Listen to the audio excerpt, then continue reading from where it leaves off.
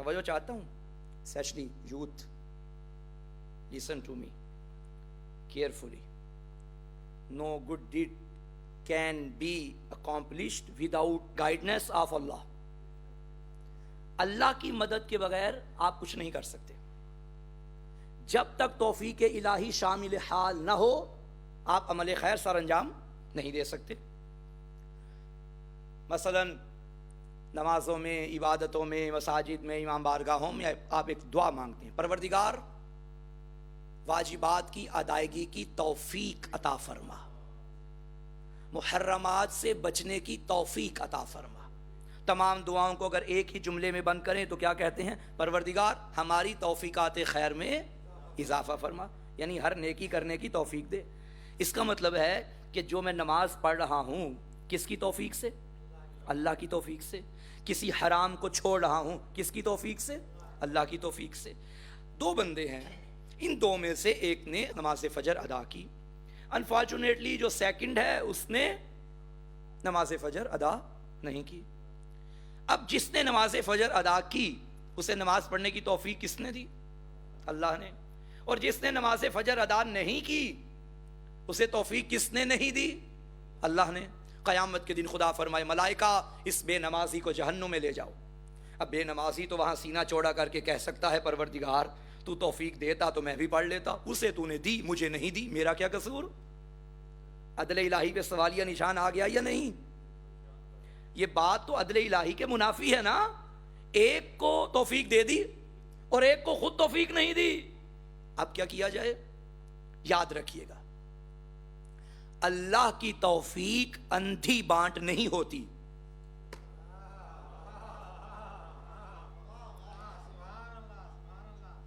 دیکھیے صبح کی نماز خدا نہ خواستہ چھوٹ گئی، اٹھا سورج نکل آیا. اب اس کا ضمیر اسے ملامت کر رہا ہے، بھائی کیا منہ لے کر جاؤں گا اس کی بارگاہ میں جس کا دیا ہوا کھا رہا ہوں اور میں نے 2 سجدے بھی اسے نہیں کیے. یہ جو اندر پشیمانی، شرمندگی ہے، یہ جو تڑپ تمہارے اندر پیدا ہوئی، یہ تڑپ اسے پسند ہے.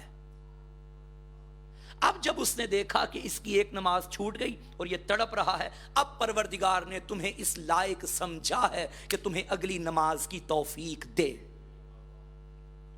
لیکن ایک صاحب ہیں جن کی 1 یا 5 چھوٹ گئی ماشاءاللہ، اور مجال ہے کہ وہ صاحب ٹچ سے مسوی ہوئے ہوں، نہیں، پھر خدا کی ذات اسے ڈھیل دیتی ہے، جا چھوڑ دے نمازیں، نہ پڑھ، آخرکار میری ہی بارگاہ میں آنا ہے. یہ جو اس کے اندر تڑپ نہیں آئی یہ وجہ بنی ہے سلب توفیق کی. توجہ، اس کا مطلب ہے کہ اللہ کی ذات اگر کسی کو کچھ عطا کرتی ہے تو پہلے اس کا ظرف دیکھتی ہے کہ آیا یہ اس لائق بھی ہے یا نہیں ہے. آیت مجیدہ عموماً آپ پڑھتے ہیں، گزشتہ مجالس میں بھی میں نے ایک مجلس کے دوران اس آیت کی تلاوت کی تھی، وَتُعِزُّ مَن تَشَاءُ وَتُذِلُّ مَن تَشَاءُ. پروردگار تو جسے چاہے عزت دے، تو جسے چاہے ذلیل کرے. اب ایک بندہ دنیا میں باعزت ہے، ایک ذلیل ہے. اب عزت کس نے دی؟ اللہ نے. اسے ذلیل کس نے کیا؟ اللہ نے. خدا نے اسے عزت دی ہے تو اسے بھی دے دیتا، وہ بھی تو اللہ ہی کا بندہ ہے. مگر نہیں، اسے عزت دی ہے تو اس کے کارناموں کے نتیجے میں، اسے ذلیل کیا ہے تو اس کے کارناموں کے نتیجے میں. عمل کرنا ہمارا کام ہے، نتیجہ اس کے ہاتھ میں ہے.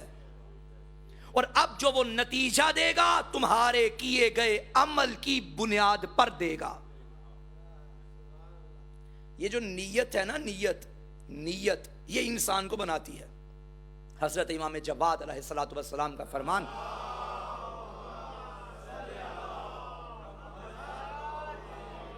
نیت المومن خیر من عملہ، مومن کی نیت مومن کے عمل سے بہتر ہے.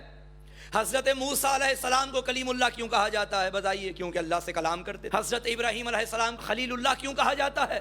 اللہ کے شدید ترین عبادت گزار عبد تھے، اللہ کے دوست بن گئے.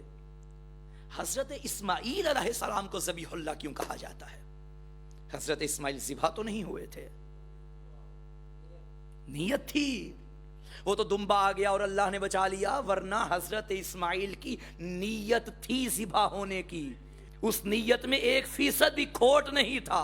اللہ نے جب اس عبد خدا کو دیکھا کہ پوری نیت کر چکا ہے میری بارگاہ میں قربان ہونے کی، اب کے بعد فیصلہ ہو گیا تجھے بچانا میرا کام ہے، پوری نیت پہ پورا اتر کر بھی ذبیح اللہ بن گیا ہے.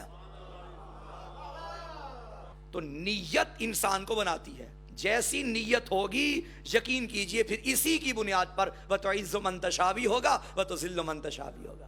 جیسی نیت ہوگی اسی کی بنیاد پر عزت بھی ملے گی، ذلالت بھی ملے گی. اسی کی بنیاد پر توفیق بھی ملے گی اور توفیق سلب بھی ہوگی.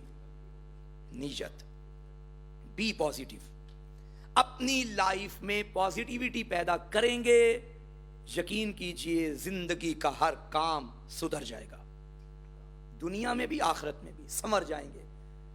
شرط یہ ہے کہ مائنڈ پازیٹیو ہونا چاہیے. نیگیٹیوٹی انسان کو کبھی بھی منزل تک نہیں پہنچاتی، کامیابی تک نہیں پہنچاتی.